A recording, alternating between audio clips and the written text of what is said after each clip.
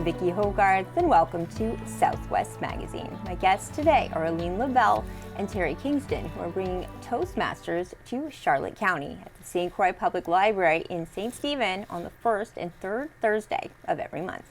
Thank you both for being here today. Thanks for having us.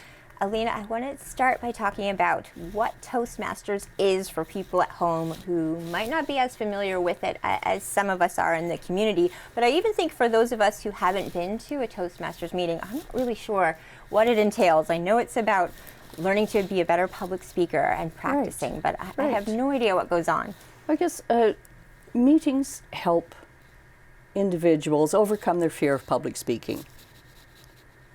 Anybody is welcome to attend the meeting. We've had, in the past, we've had lawyers, bankers, real estate agents, construction workers. Anybody can go to the meeting. It's people who are interested in leaving their comfort zone, perhaps, and learning to overcome their fear of public speaking. And for those who might have that true fear of public speaking, is it a requirement to speak at every meeting? Can you go be a fly on the wall? That is the first question I get. When I ask people if they want to attend a Toastmasters meeting, the first question is, do I have to speak? Well, no, you don't have to speak. Of course, there are speakers at a meeting, but the program is self-paced. Okay. So you speak when you're ready. Okay. There's a lot of online content available to help members prepare their presentations. Now, I know you both have extensive experience with Toastmasters, and what's cool about it is that you have the experiences in different parts of Canada to show just how broad this organization is and how many people have benefited from it. Teri, can you tell us a little bit about your background with Toastmasters, how you got started and why you decided to pursue it? Well, I'm one of those rare people that joins Toastmasters because I love having more opportunities to speak in public. It's my creative playground almost. And I joined in 2002 in September when I had just started a temporary casual job with the federal government as an admin assistant, and I was a little bored. And I saw we have this electronic billboard, and I saw this note for a Toastmaster meeting, public speaking. And I was a former military officer's wife. I had moved. I had no resume, no CV, barely anything. And what caught me about Toastmasters was not just the opportunity to play with public speaking, because that's what it is for me, but the opportunity for the leadership track as well, the learning to be a club president and all the different parts that are part of a club meeting. And then I was able to sort of slide those into my CV as time went on, and it got stronger and stronger all the time. So for me, it was a double benefit. It was personal development, fun, a chance to meet people. I was newly divorced. There's a lot of stuff going on. And these people became my mentors, my guides, my friends. That was 2002, and I'm still a Toastmaster now. Wow. And it's not because I'm a slow learner. It's because it's such a wonderful community of really amazing people that are there to coach, mentor, help, nudge. We say it's self-paced, but you usually have a guide or a mentor that will encourage you to be ready even before you think you are, so that you can do that next project, step up and give a 5 to 7 minute speech, or do the smaller roles that are part of a meeting that help people get comfortable. What was your evolution like through your time in the program? How did your public speaking change and how you delivered? Oh, wow. So 2002 I joined. We have a thing in Toastmasters that are contests with international speech contests, humor, improvisational speaking, evaluation. I started competing. I never knew I was a competitive person, but I started doing these contests. And those were the ones that pushed me the most. Plus, in my very first contest, I met a gentleman who came up to me after seeing me the day before and said, "You have a lot of natural talent. I can tell you're a brand new Toastmaster. You really need some strong coaching. Can I coach you?" 2 years later, I married him, so I guess he must have been a good coach, you know. So for me, it was being coached and mentored by, he'd been a Toastmaster for over 30 years at that point. Being coached and mentored by one of the best, being led through the program by very strong clubs that wanted us to always bring our best. And when you're driving home with your husband after a meeting, you get evaluated again and again and again. You know, well, you know, you had 3 speeches in 7 minutes there. You might need to go this way or that. Anyway, it was just part of what we did together. Well, I honestly can't believe you found love at Toastmasters too. So an added bonus. Love and money, because the one thing that I found was in the government you have to do promotion boards if you want to get into the government permanently, and you have to do, you know, so there's these very strict written tests, but also interview questions. And I'll never forget, there was one, and it was a position I really wanted. It would have jumped me 3 salary levels in the government. And I thought I did really well in the interview, and I met one of the board members the next day. She worked in the same unit I did. And she just came up to me and she said, "Teri, can't tell you how you did because the board is still meeting." But she said, if everybody who gave an interview had gone to Toastmasters like you did, we would have been so much, the whole interview process would have been so much easier. Like she said, we just wish everybody, you spoke within a time limit, you knew what you wanted to say, you said what needed to be said, and then you stopped speaking. And it was, to me, that was worth every year's worth of membership I'd paid up until then, every hour I'd spent agonizing over the exams, but also over Toastmaster speeches.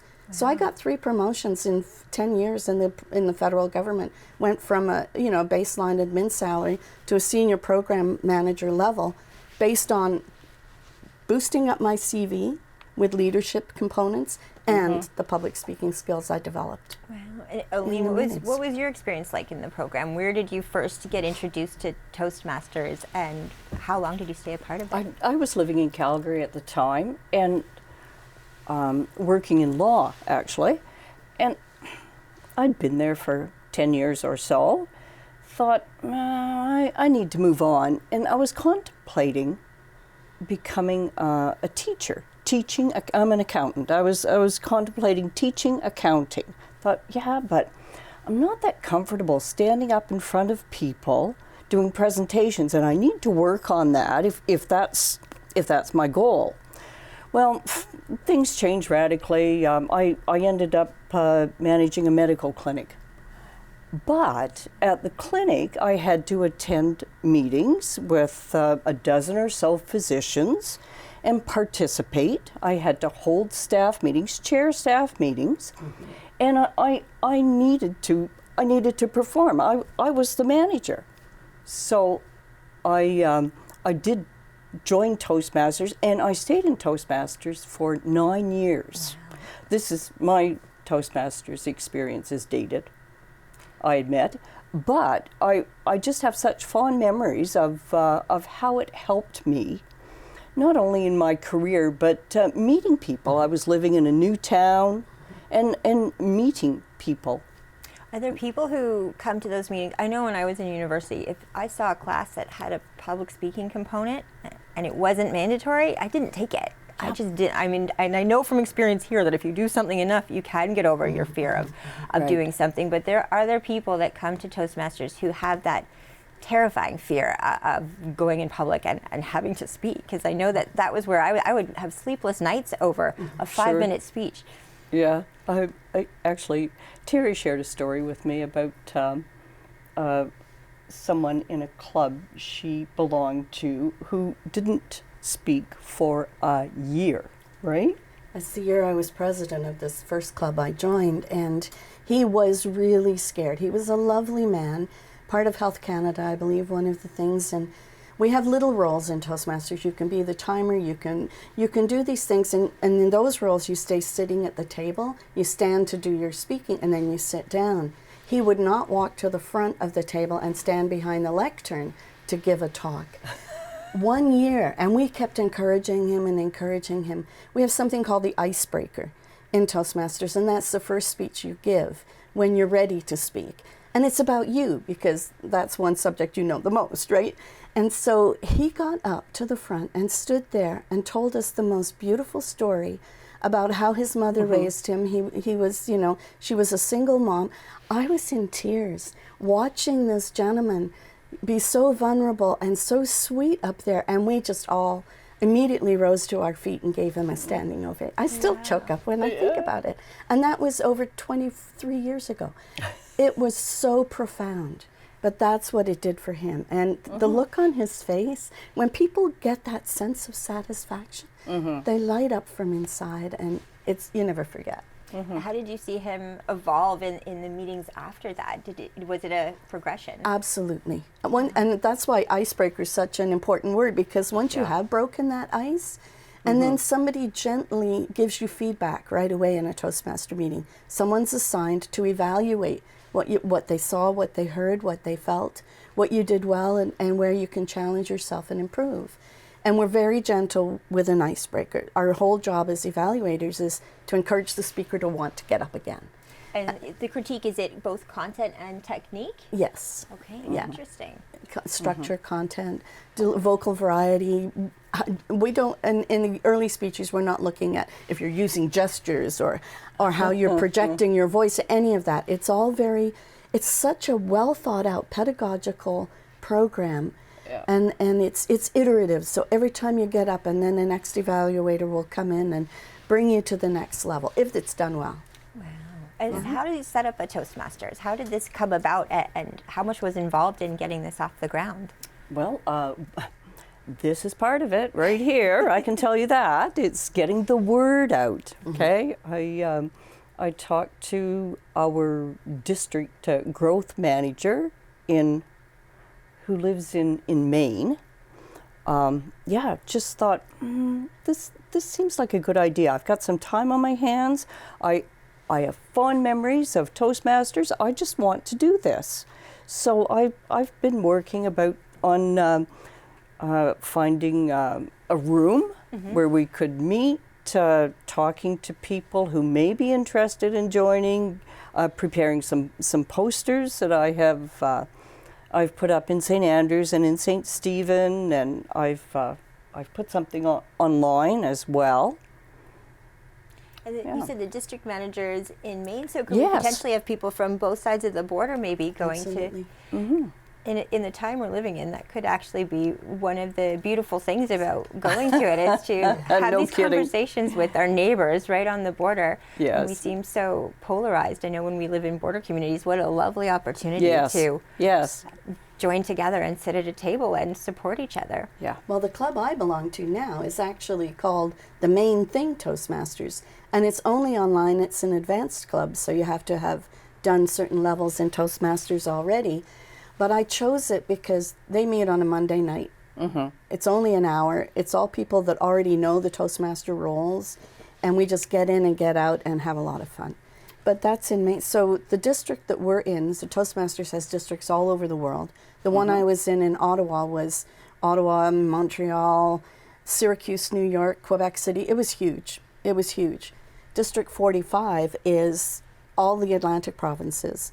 Yeah. And Maine, New Hampshire, and Vermont. Yeah. So it's quite spread out geographically. Yeah. But it is a chance. And when I joined here after moving a couple of years ago, I finally found a club in Fredericton online, because I'm not driving to Fredericton every 2 weeks.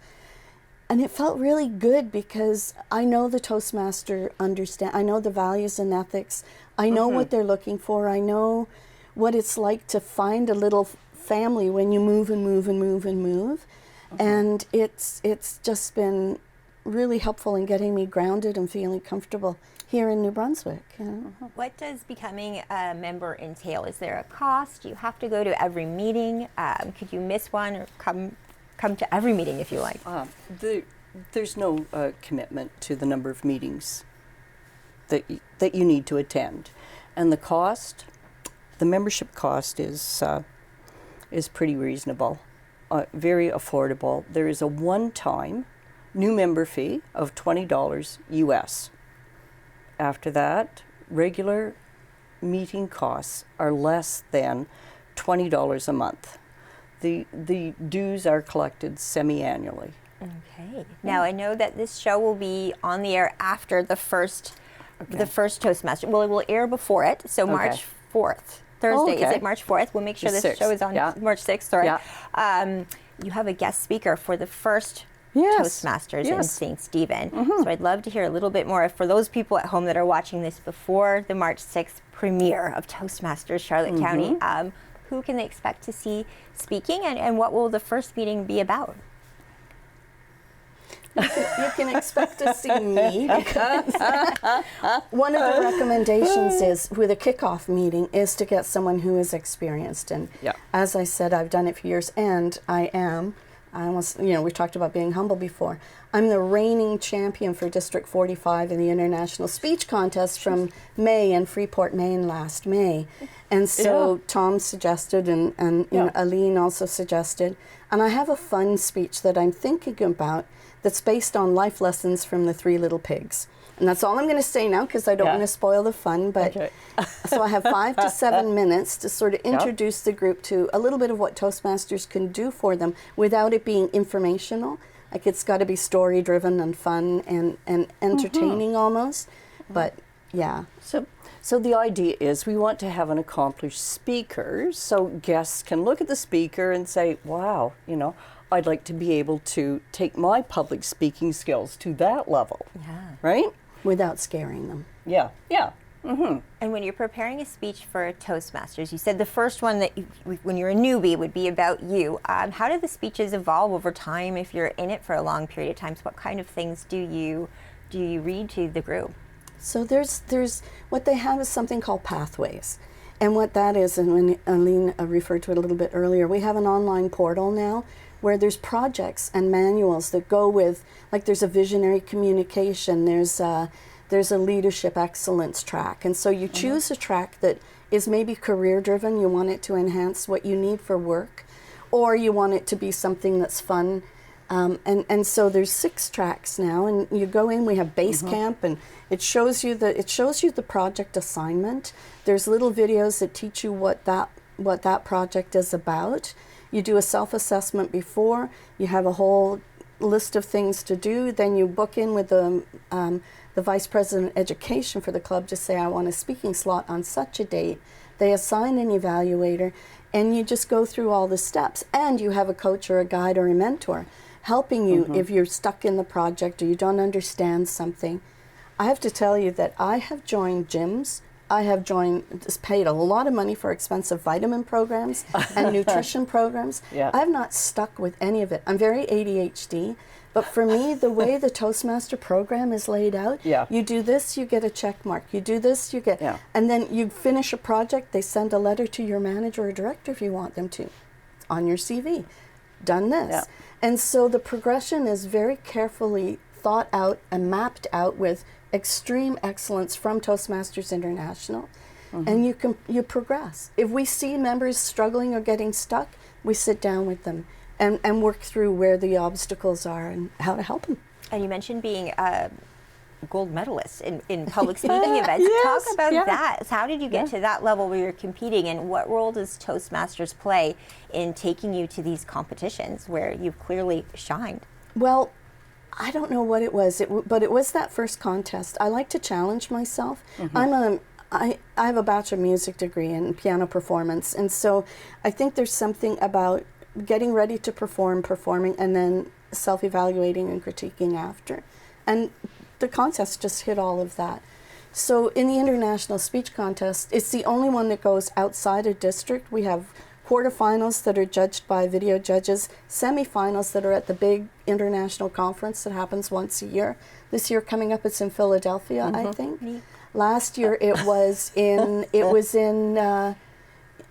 somewhere in tropical, which I would have loved to have. Oh no, it was they went back to the birthplace of Toastmasters because it was the 100th anniversary. Oh right. Where's the birthplace of Toastmasters? Sacramento, California, I believe. So it was started as there was a gentleman named Ralph Smedley who realized that there were men in the YMCA in his town that weren't able to get jobs because they didn't have the public speaking skills or the confidence or the interview skills to be successful. So he started a public speaking club to help men that needed jobs at the YMCA in Sacramento, California. And then the program has been going for 100 years. Amazing. Started there, and then it got, went from state to state. There was one time when they voted women to allow women to be part of it. Imagine. And my late husband actually voted against it the first time. But now the women, the last international speech contest, 3 women were the winners. And so it's a lot of work. I've paid for a lot of extra money for coaching to be able to get like an elite athlete. You know, I've paid for extra coaching. I dove into storytelling. And out of all of that, that's how I became a TEDx coach as well, because you see story, you see Toastmasters, you see TED, and it all becomes this way. And I just kept building those skills. I became a certified world-class speaking coach at one point by one of the Toastmaster world champions that, you know, it was his program.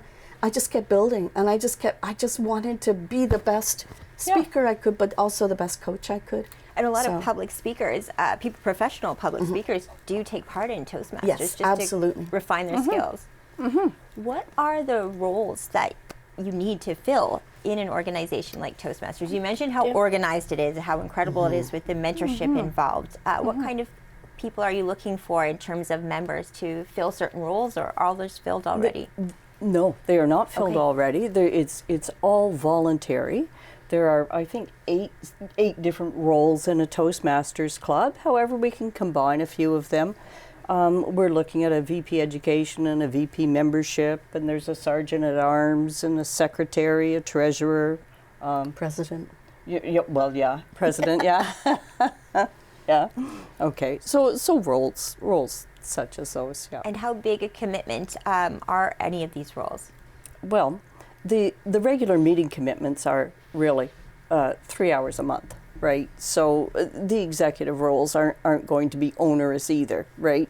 It would probably involve like bi-monthly meetings, something like that. And how young would be too young to be a part of Toastmasters? I say this because we have a lot of young volunteers at the TV station who are camera ready, but would love to, I'm sure, refine their skills with more opportunities. Okay, 17 would be too young. However, Toastmasters does do, I'm sure they still do Speechcraft, right? They do. Yeah. So there's it's sort of a mentoring program offered by Toastmasters clubs to younger people to help them with their presentation skills. Okay.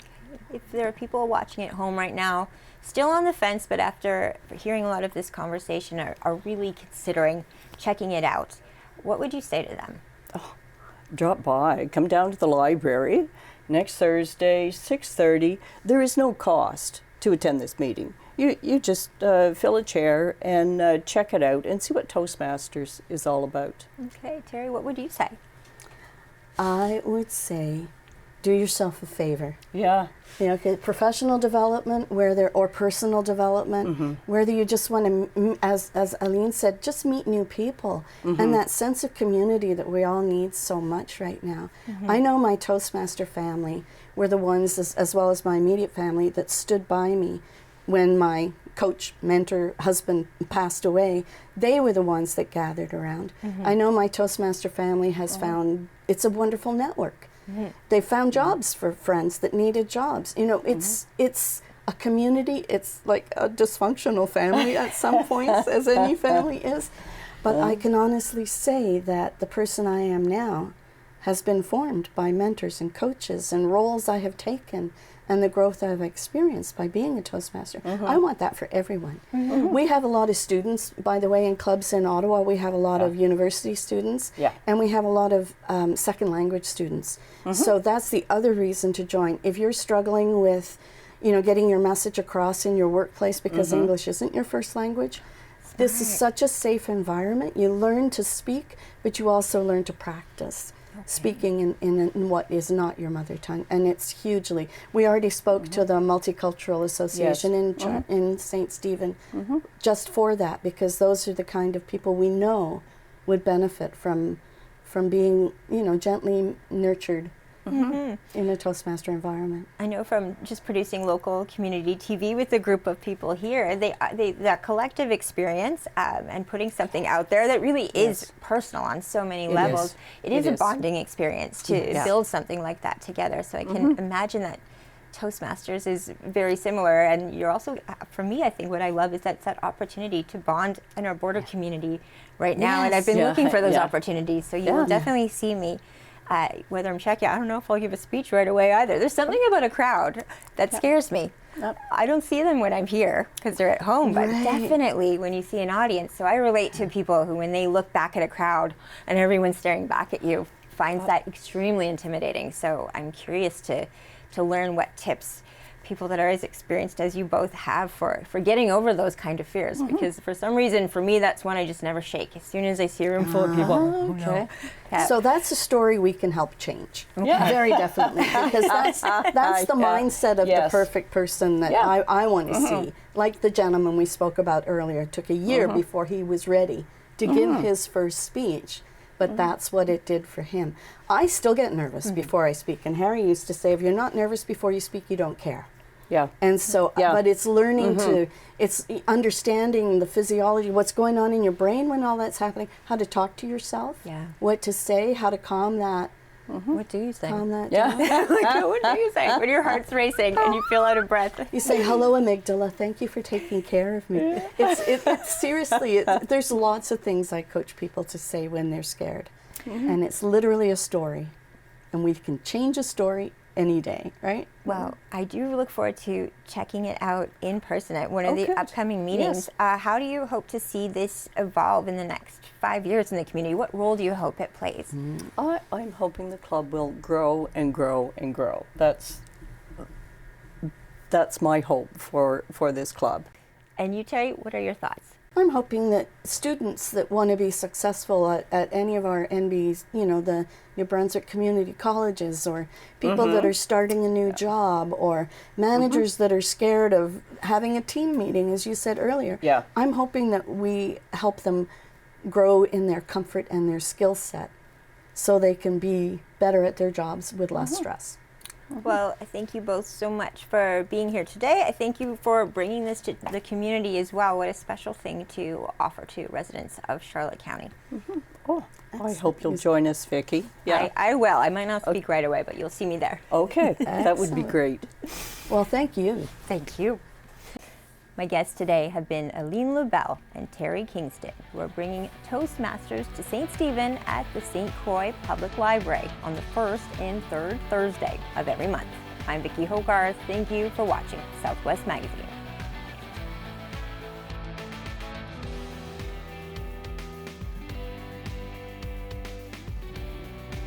Southwest Magazine is a news and public affairs production of CHCO Television.